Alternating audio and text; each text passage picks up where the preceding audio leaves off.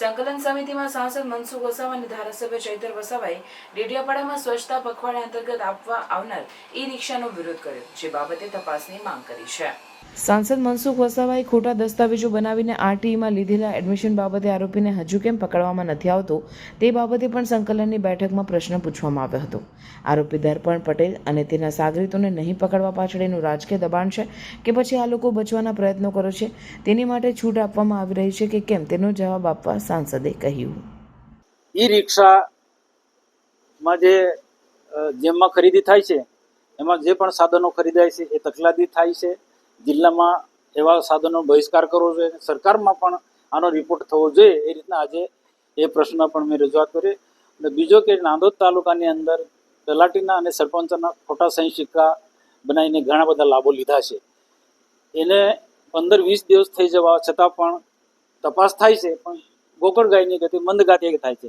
તો આજની સંકલનમાં એ પણ કલેક્ટર પોતાના એસપીને પણ કીધું કે ભાઈ આની ઝડપથી કાર્યવાહી કરો. જે પણ લોકો હોય એમ ધરપકડ તાત્કાલિક થઈ જવી જોઈએ. ભાગતા ફરે છે એમાં આખા એમને જે ખોટું કર્યું છે એમને દબાવવાનો કે એનાથી બચવાના ઘણા બધા પ્રયત્નો કરી શકતા હોય છે, કાનૂની રીતે બચવાના બધા પ્રયત્નો કરી શકતા, પણ ઝડપથી કાર્યવાહી થવી જોઈએ.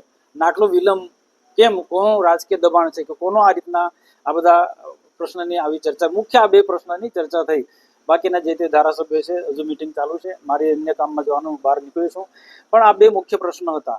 અને બીજું કે ચોમાસાના સમય આવે છે તો જે પણ રોડ રસ્તા હોય એ પેચવર્ક કરવાના, રિપેરિંગ કરવાના, અધૂરા કામો હોય તો પૂર્ણ કરવાના. જ્યાં અધૂરા કામો હોય ધ્યાન દોર્યું. ધારાસભ્યશ્રીએ બંને પણ એમના જે વિસ્તારની અંદર પીવાના પાણીના પ્રશ્નો છે, રોડ રસ્તા અધૂરા હોય તો કોન્ટ્રાક્ટરો પાસેથી ઝડપથી પૂર્ણ કરાવવાના, એ રીતના તાકીદ કરી. કોન્ટ્રાક્ટરોને દૂર રાખવા કઈ ચર્ચા મુદ્દે ખાસ છે? એ જનરલી દર સંકલનની મિટિંગમાં હોય છે કે ભાઈ જે પણ કોઈ કોન્ટ્રાક્ટર સમયસર કામ પૂરું ના કરતો હોય, કામ તકલાદી કરતો હોય, એની સામે કાયદેસરની કાર્યવાહી કરવી જોઈએ, એની નોટિસ આપવી જોઈએ, બ્લેક લિસ્ટમાં મૂકવાની કાર્યવાહી થઈ છે. એ રીતના આખી મિટિંગમાં ચર્ચા થઈ છે. આજે મારો ઈ રિક્ષા બાબતનો પ્રશ્ન હતો, જેમાં એમણે જણાવ્યું છે કે 3,50,000નું એમાં એસ્ટિમેટ હતું અને એ પ્રકારે નર્મદા જિલ્લામાં 100 જેટલી ઈ રિક્ષા આપી છે, જેની જેમ પોર્ટલ પરથી ખરીદી કરવામાં આવી છે. ત્યારે એક બાજુ સરકારશ્રી જે પણ પંચાયતો હોય એને 5 લાખ સુધી કામ કરવાની સત્તા આપી છે, અને બીજી બાજુ જિલ્લા પંચાયત દ્વારા ટીડીઓ દ્વારા જેમ પોર્ટલ પર જે રિક્ષાઓ ખરીદવામાં આવી છે એ તકલાદી કક્ષાની ઈ વ્હીકલ છે. અમને 3.5 લાખ રૂપિયામાં સારું વ્હીકલ આ વિસ્તારોને મળે એ પ્રકારની અમે જિલ્લા સંકલનમાં રજૂઆત કરી છે.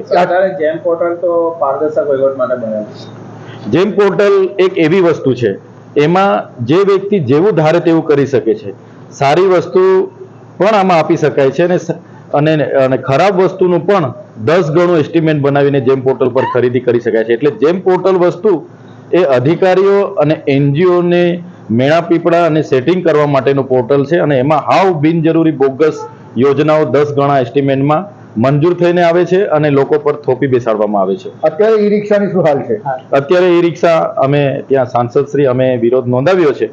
અમારા હસ્તે અમે વિતરણ કરવાના નથી અને એ તાલુકા પંચાયતમાં પડી છે. તો એનું શું કરશે સરકાર? હવે આજે કલેક્ટરશ્રી એનો રિપોર્ટ બધો મંગાવ્યો છે અને આવનારા દિવસોમાં દિન 15માં અમને જાણ કરવાનું કીધું છે. જે રિપોર્ટ આવશે એ પ્રમાણે અમે આગળ વિચારીશું. એમાં પેમેન્ટ થઈ ગયું કે બાકી છે? જો આવશે એમાં પેમેન્ટ બાકી છે.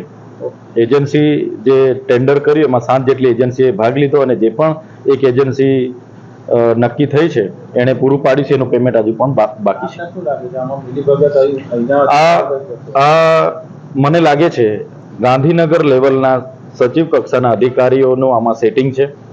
એમણે સમગ્ર ગુજરાતના તમામ જિલ્લાઓમાં આ રિક્ષાઓ પૂરી પાડી છે અને મોટા ગજાના નેતાઓનો આમાં હાથ હશે એવું મને સ્પષ્ટ લાગે છે.